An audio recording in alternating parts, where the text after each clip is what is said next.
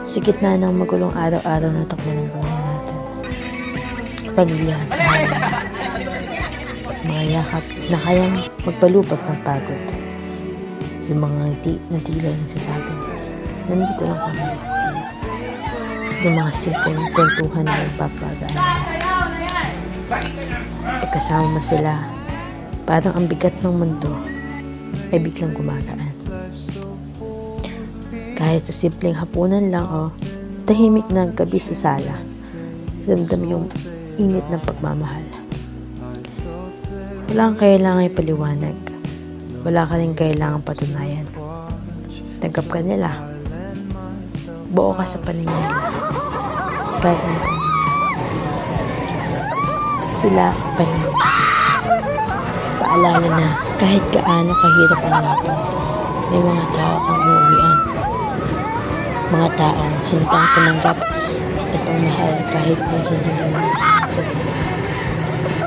Ito mo mararamdaman ang tunay na halaga ng buhay. Hindi sa mga bagay na material, kundi sa mga sandali ng pagkakaisa, pagtawa at pagmamahalan. Ang mga mahal sa buhay ang magbibigay kahulugan sa bawat araw. Ang nagpapaalala na kahit gaano kagulo ang mundo, may liwanag pa rin sila.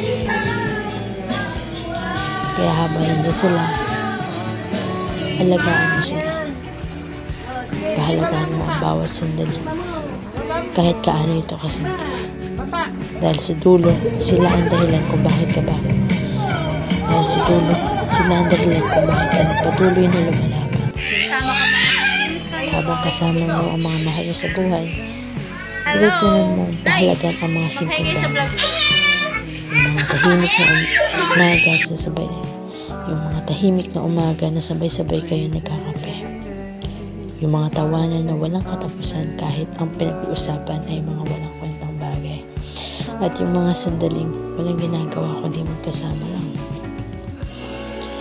Sila ang nagpapaalala na ang tunay na yaman sa buhay ay hindi nasusukat sa kung ano, kundi sa kung sino ang kasama. Kanilang presensya ang nagbibigay lakas sa iyo para magpatuloy.